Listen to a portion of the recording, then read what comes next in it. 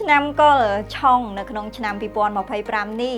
តើអ្នកចង់ឲ្យស្ថានភាពមិនល្អកើតមានឡើងចំពោះអ្នកឬក៏អ្នកចង់បង្កើតស្ថានភាពណាមួយតាមដែលអ្នកចង់បាន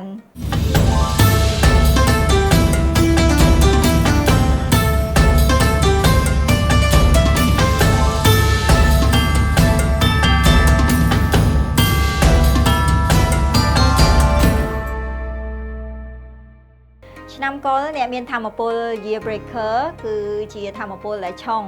ហើយការឆុងមានន័យថាជាការផ្លាស់ប្ដូរអញ្ចឹងអ្នកអាចមានការផ្លាស់ប្ដូរពីល្អទៅមិនល្អឬក៏ស្ថានភាពមិនល្អទៅជាល្អវិញវាអាស្រ័យទៅលើការរួមផ្សំឆ្នាំដទៃទៀតនៅក្នុងថ្ងៃខែឆ្នាំកំណើតរបស់លោកអ្នកកុំភ្លេចគណនាថ្ងៃខែឆ្នាំកំណើតរបស់លោកអ្នកនៅក្នុងកម្មវិធី Live Decoding ឬក៏អាចកំបាំងជីវិតឬក៏កម្មវិធីពិសេសមួយទៀតគឺក្បួនបង្ហាញពីសក្តានុពល Opportunity Revealing Guide 2025ហើយកម្មវិធីទាំងពីរនេះផ្ដល់ជូនដោយឥតគិតថ្លៃជាទូទៅនៅពេលដែលអ្នកជួបប្រទះនឹងឆ្នាំឆុងគឺអ្នកចង់ឲ្យមានការផ្លាស់ប្ដូរល្អមួយកើតមានឡើងដូច្នេះហើយអ្នកគួរតែត្រៀមនៅសកម្មភាពសំខាន់មួយចំនួនទុកជាមុនដើម្បីបង្វែរស្ថានភាពមិនល្អដែលអាចកើតមានឡើងចំពោះអ្នកបានការបង្កើតនៅផែនការត្រៀមទុកជាមុននេះអាចធ្វើឲ្យអ្នកកាន់តែមានទំនុកចិត្តនិងផ្ដោតទៅលើដំណោះស្រាយនិងមានគំនិតវិជ្ជមានចំពោះស្ថានភាពដែលអាចកើតមានឡើងអ្វីត្បិតតែឆ្នាំកុលគឺជាឆ្នាំឆុងមែនអ្នកក៏នៅមានធម៌ពលវិជ្ជមានមួយចំនួនដូចជា Sky Horse ពាក់ព័ន្ធនឹងធម៌ពល Sky Horse អាចមានស្ថានភាពពីរកើតមានឡើងដូចជាទី1គឺពាក់ព័ន្ធទៅនឹងការធ្វើដំណើរច្រើនហើយទី2ទៀតមានន័យថាការងារនិងភារកិច្ចរបស់អ្នកអាចសម្រេចបានយ៉ាងឆាប់រហ័សប្រៀបដូចជាកំជ្រួចអញ្ចឹងពាក់ព័ន្ធទៅនឹងការធ្វើដំណើរអ្នកអាចទទួលបាននៅបទពិសោធន៍ការងារនិងគំនិតថ្មីនិងឱកាសជាច្រើនពីទីឆ្ងាយដូចជានៅក្រៅប្រទេសឬក៏ក្រៅតំបន់ដែលអ្នកកំពុងតែរស់នៅឧទាហរណ៍ថាអ្នកកំពុងតែរស់នៅក្នុងទីក្រុងភ្នំពេញអញ្ចឹងអ្នកអាចទទួលបានឱកាសផ្សេងពីបណ្ដាខេត្តនានានៅក្នុងប្រទេសតែមួយឬក៏មានន័យថាអ្នកទទួលបានឱកាសពីក្រៅប្រទេសដែលអ្នកកំពុងតែរស់នៅចំពោះធម៌ពល National Treasure គឺសំដៅទៅលើគំនិតនិងជំនាញរបស់អ្នកដែលមានសក្តានុពលជួយដោះស្រាយទៅដល់បញ្ហារបស់អ្នកដទៃបានដូច្នេះអ្នកត្រូវតែព្យាយាមធ្វើការអភិវឌ្ឍគំនិតជំនាញទាំងអស់នោះឲ្យមានភាពលេចធ្លោនិងបង្ហាញឲ្យអ្នកដទៃបានដឹងព្រោះអ្នកមិនដឹងទេថាអ្វីដែលគេត្រូវការប៉ុន្តែវាមាននៅក្នុងខ្លួនរបស់អ្នករីឯធម៌ពលពិសេសមួយទៀតនោះគឺជាធម៌ពល Sky Bright គឺជាធម៌ពលមួយដែលបំពេញឲ្យគ្នាទៅវិញទៅមកជាមួយនឹង National Treasure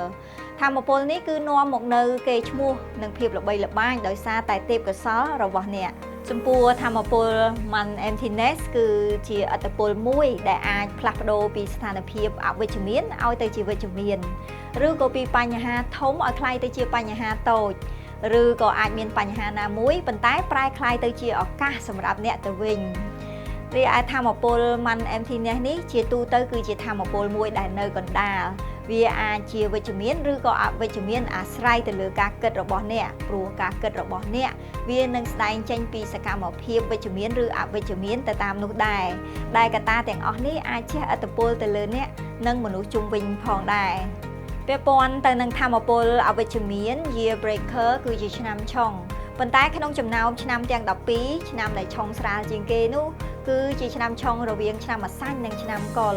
ហើយបញ្ហាដែលអាចកើតមានឡើងចំពោះឆ្នាំឆុងគឺពាក់ព័ន្ធទៅនឹងរឿងរ៉ាវឬក៏បញ្ហាតូចៗដែលមករំខានរីឯធម៌ពល Great Consumer គឺជាធម៌ពលមួយដែលអ្នកគួរតែផ្ដោតយកចិត្តទុកដាក់ជាងគេ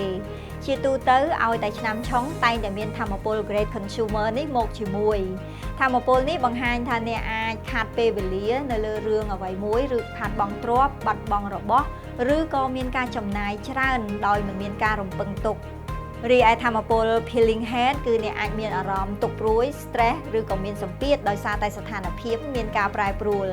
អ្នកអាចបង្វែរអារម្មណ៍របស់អ្នកដែលមានសម្ពាធទាំងអស់នោះមករវល់ជាមួយនឹងកិច្ចការងារផ្សេងៗទើបធ្វើឲ្យអ្នកទទួលបានអត្ថប្រយោជន៍និងជៀសវាងពីស្ថានភាពនៃការគិតច្រើនបានថែមទៀត